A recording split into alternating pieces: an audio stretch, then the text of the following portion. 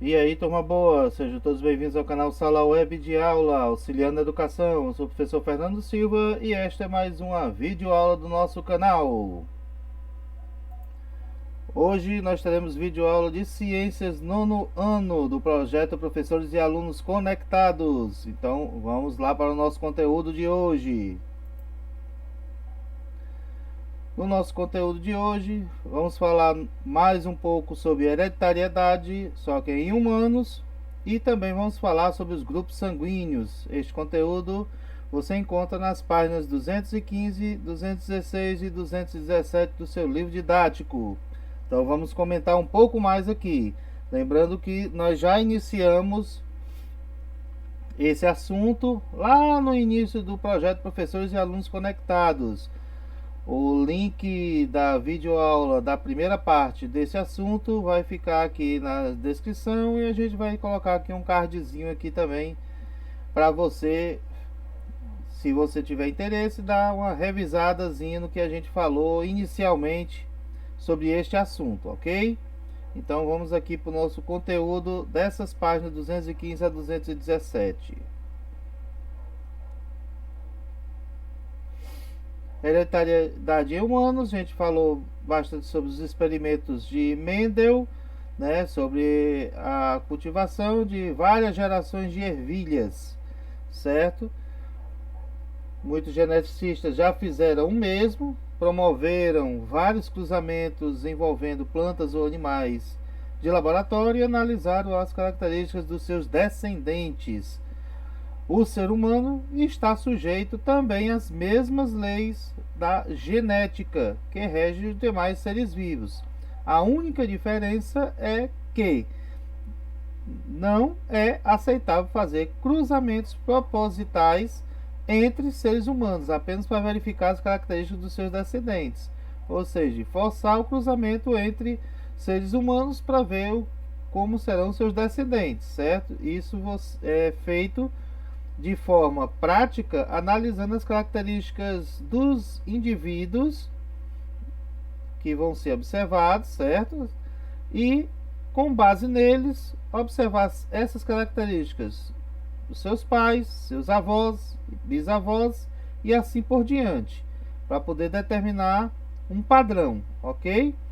Tais análises têm permitido tirar conclusões sobre a genética humana.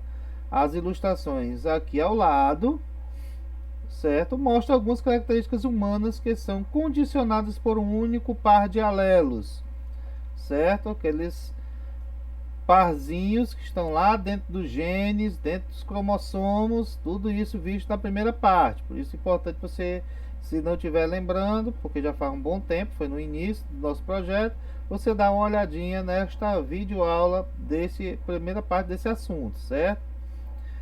De modo semelhante ao que foi mostrado para as ervilhas. Por exemplo, né, nós temos aqui o lóbulo da orelha, certo?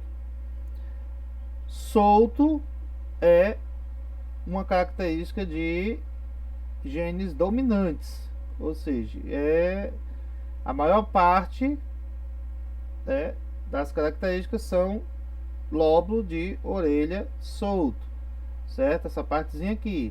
E tem a sua exceção, que é chamar de recessivo, são menos chances de acontecer, que é o lóbulo da orelha preso, ok?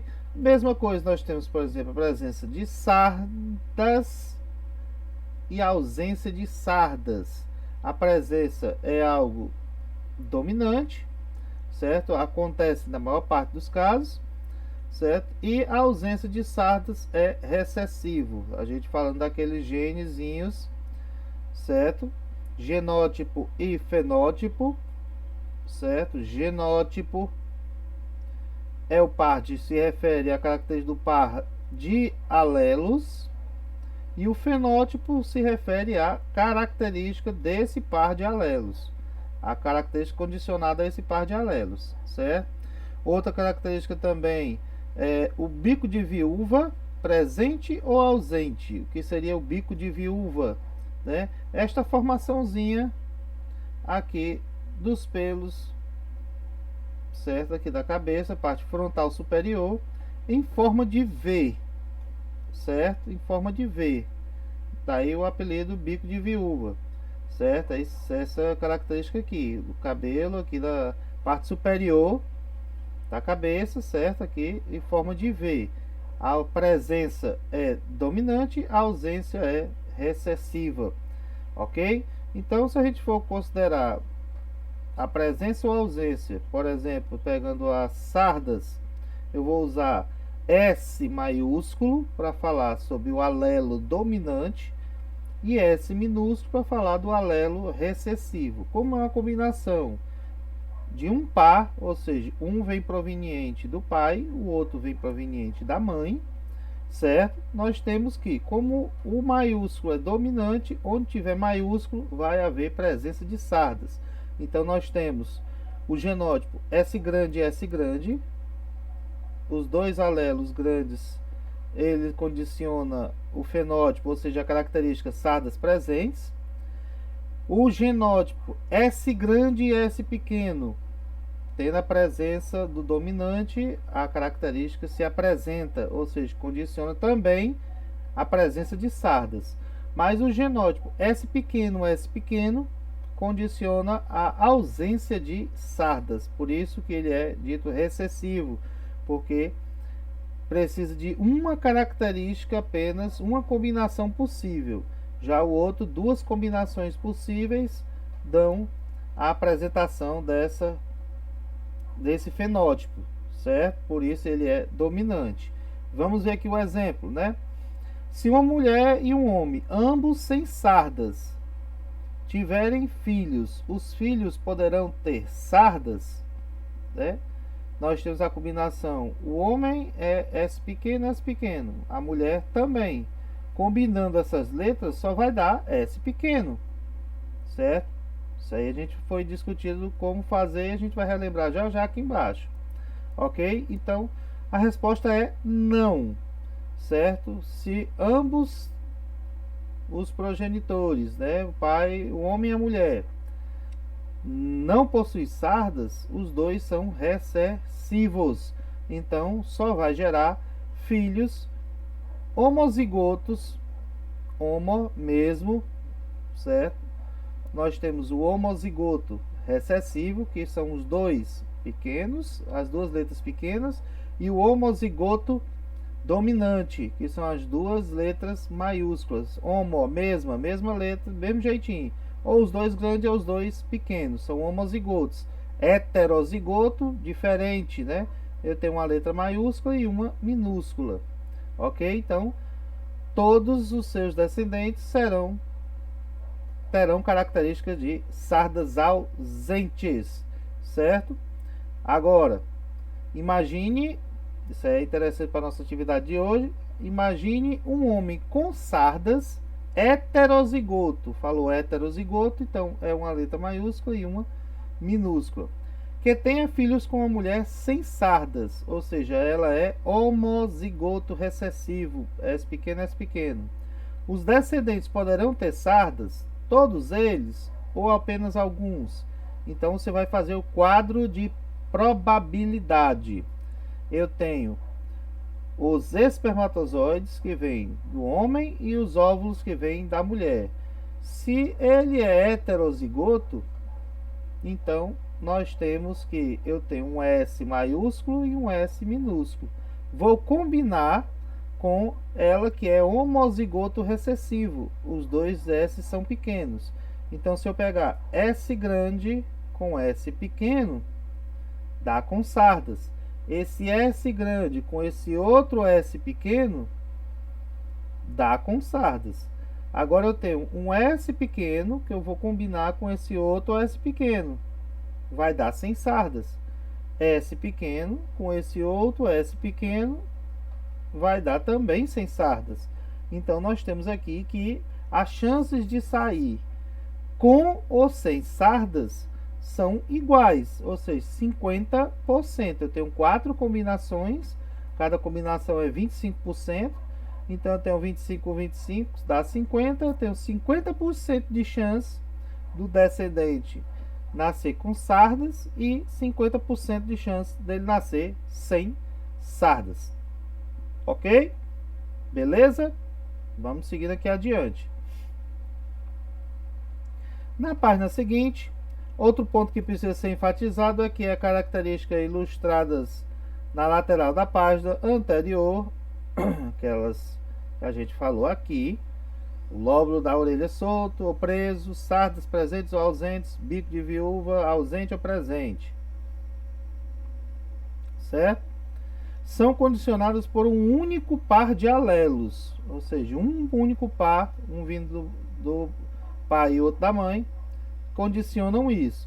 Existem, contudo, características hereditárias associadas a mais de um par de alelos, ou seja, um par só não dá a característica X.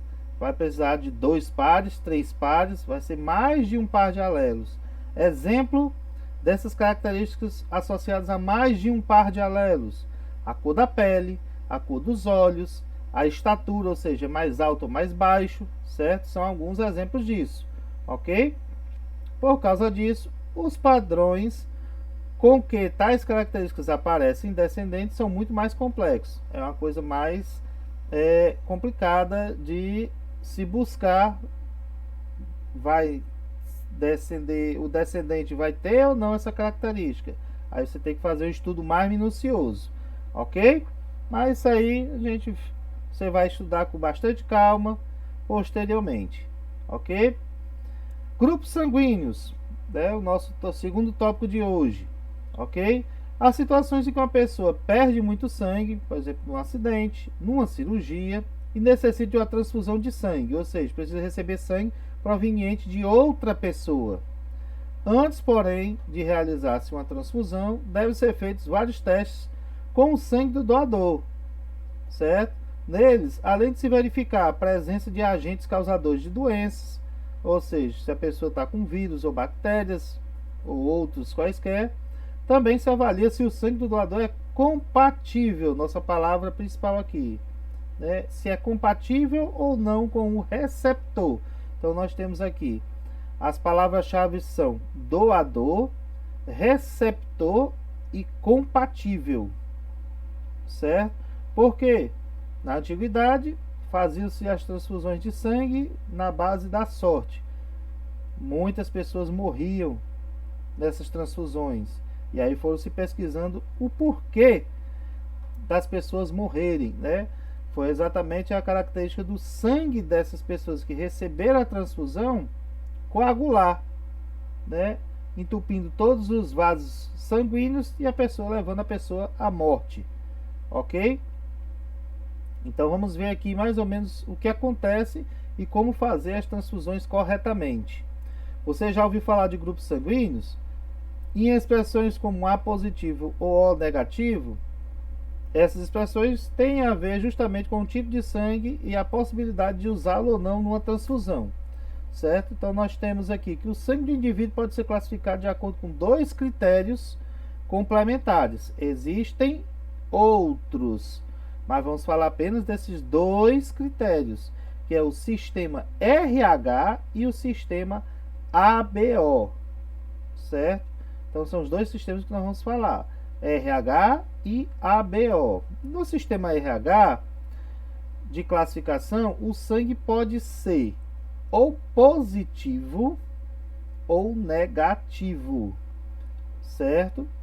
Então o sistema RH ou o fator RH é você ser positivo ou negativo. O que diferencia ambos os tipos é o fator do indivíduo apresentarem no sangue, especificamente na superfície dos glóbulos vermelhos, certo? Nas hemácias, na superfície delas, uma substância denominada fator RH. Quem tem essa substância nos seus glóbulos vermelhos é considerado fator RH positivo. Quem não tem é RH negativo. Isso o que é que acarreta, certo? O sangue contendo o fator RH pode ser doado a outro indivíduo com RH positivo. Ou seja, quem tem essa, certo? essa substância no seu sangue, pode doar para outra pessoa que tenha também essa substância. Mas se ela for doar para quem é negativo, o organismo reagirá à presença do fator RH, porque no corpo, no sangue daquele indivíduo RH negativo, não tem essa substância. E tudo que é estranho para o corpo é combatido pelo organismo, certo? Então, reconhecendo como se fosse algo estranho ao corpo. Isso aconteceria de forma lenta e gradual.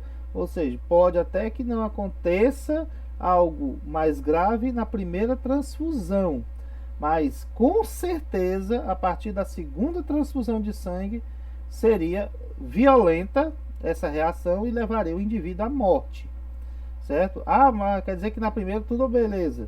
Não, pode não haver, certo? Mas dependendo da quantidade da transfusão, pode sim acontecer logo de primeira, fez a transfusão, um pouco tempo depois a pessoa entrou em colapso e morreu, certo? Mas caso não aconteça diretamente na primeira, com certeza acontecerá na segunda. Então nós temos aqui já algumas observações. Fator RH positivo se tiver a substância na superfície dos glóbulos vermelhos, negativo se não tiver. Quem é positivo só pode doar para quem é positivo. Quem é negativo pode doar para quem é positivo e negativo, porque ele não vai ter essa substância, não vai ter problema, ok? Então, RH negativo só pode receber de quem tem RH negativo. Mas o RH positivo pode receber de quem é positivo e negativo, não vai ter problema, ok? De rejeição, certo?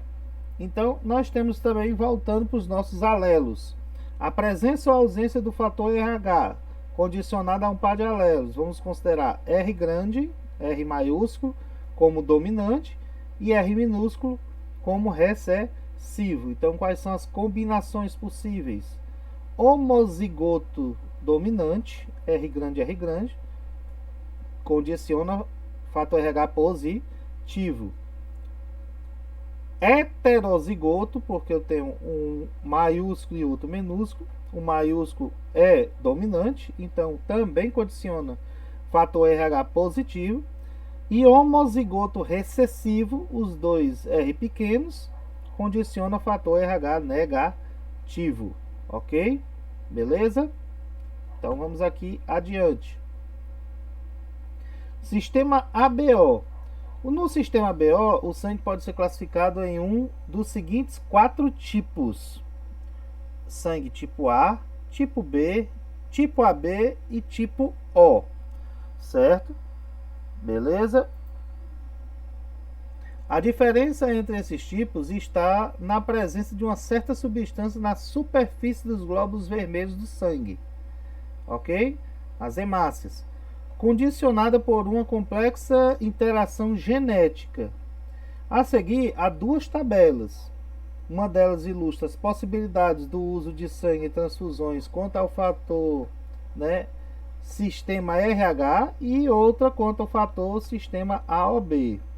Antes de realizar uma transfusão, os médicos levam em conta ambas, ou seja, as duas. O fator RH e o sistema BO são considerados juntos, certo? Para poder utilizar.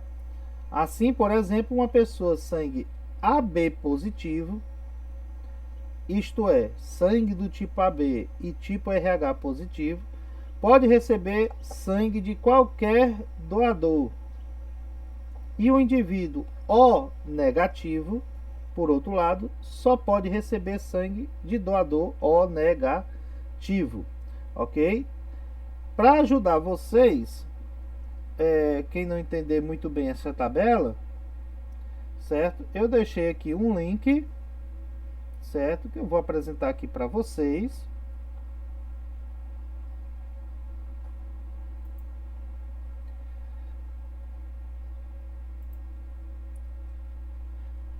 Desta página aqui da internet, que fala exatamente sobre isso, certo? Sistema A ou B, certos? Os alelos que condicionam tipos sanguíneos, o fenótipo e o genótipo, isso aí você vai usar bastante no ensino médio, beleza? Mas o que nos interessa é isso aqui, certo? Porque daquela nossa tabelazinha do final do nosso conteúdo.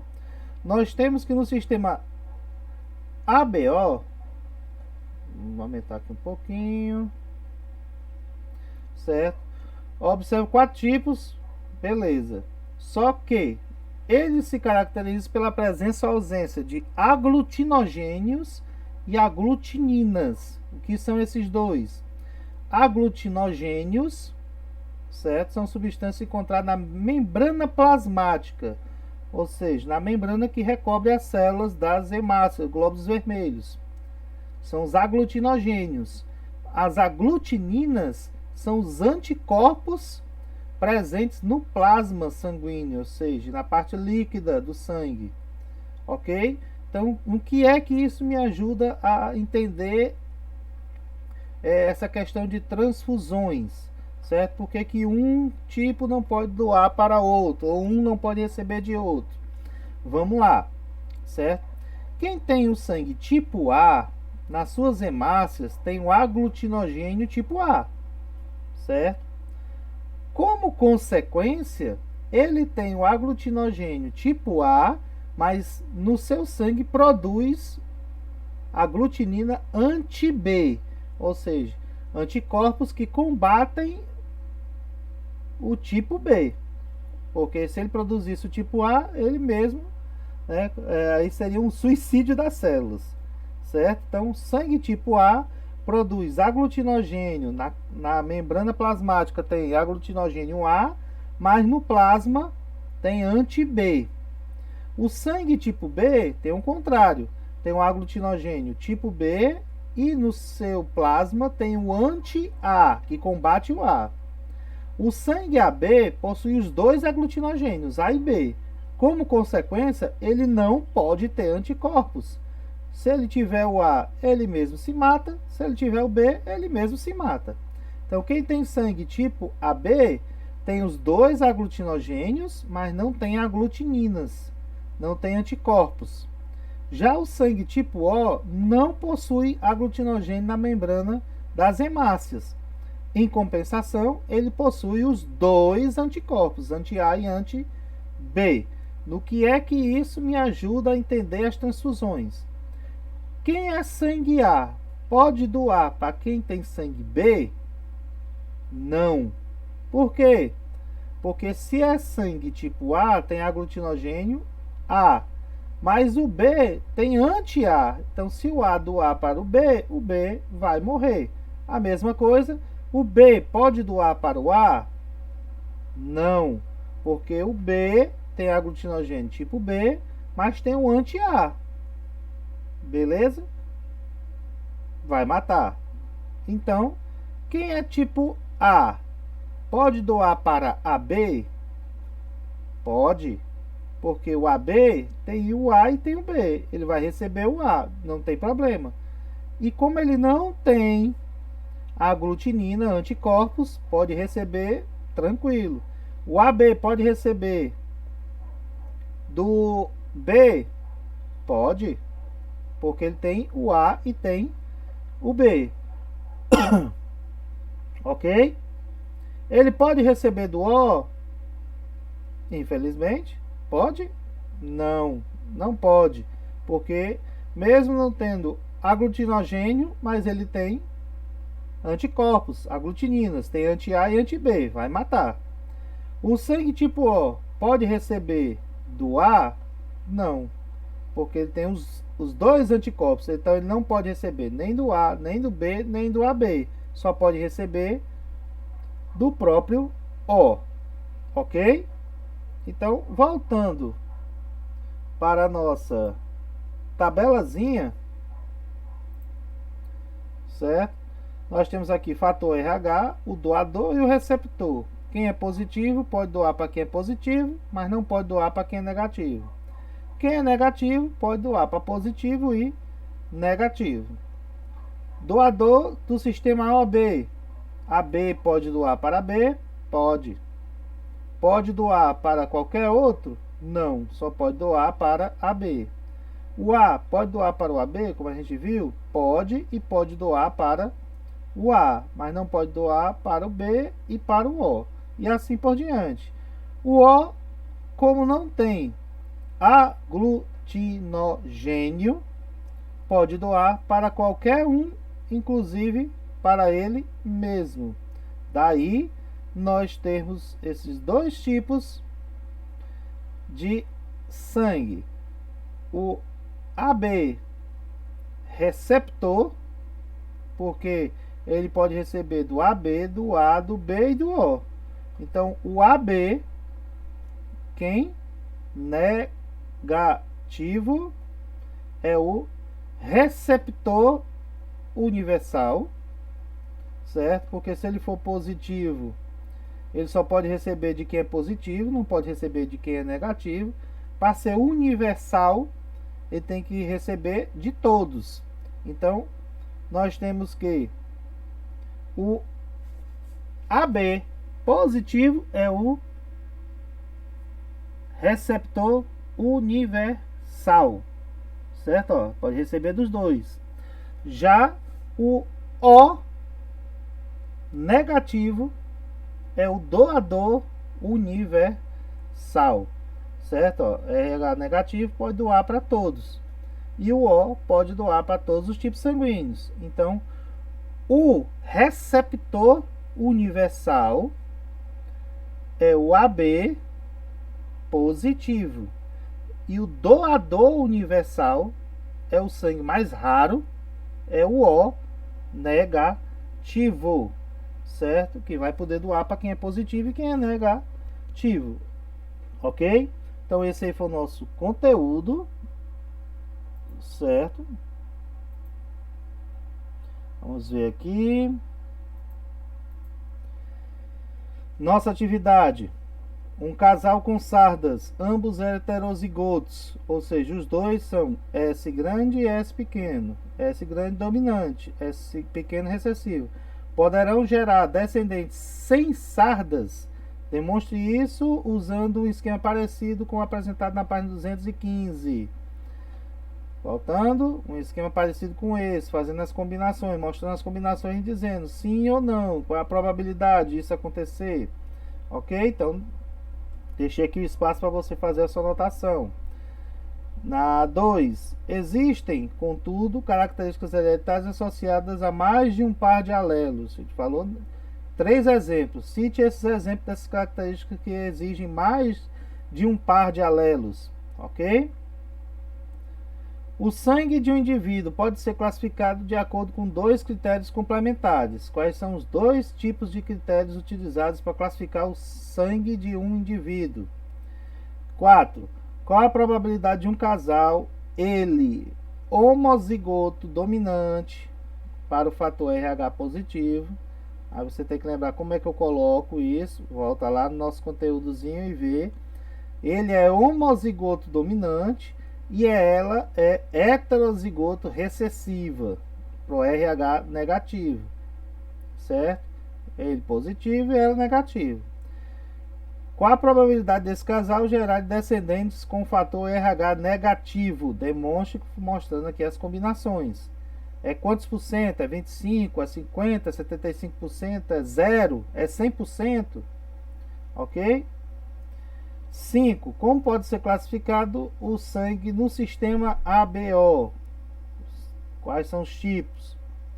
E na 6ª, complete corretamente as informações sobre o sistema ABO. Portador de fator RH positivo pode doar para quem? E assim por diante. Certo? Você vai preencher aqui de acordo com o que a gente explicou. Ok? Então, esse aí foi o nosso conteúdo, nossa atividadezinha. Nós tivemos aí o nosso conteúdo de hoje. Ok? Do projeto Professores e Alunos Conectados. Esta foi mais uma videoaula do canal Sala Web de Aula. Vamos ficando por aqui. Se você gostou do conteúdo, deixa aí o seu joinha. Se não é inscrito no canal, se inscreve e ativa o sininho das notificações para ficar sempre antenado com todos os nossos vídeos e lives, ok? Então, vamos encerrando por aqui e até a nossa próxima videoaula.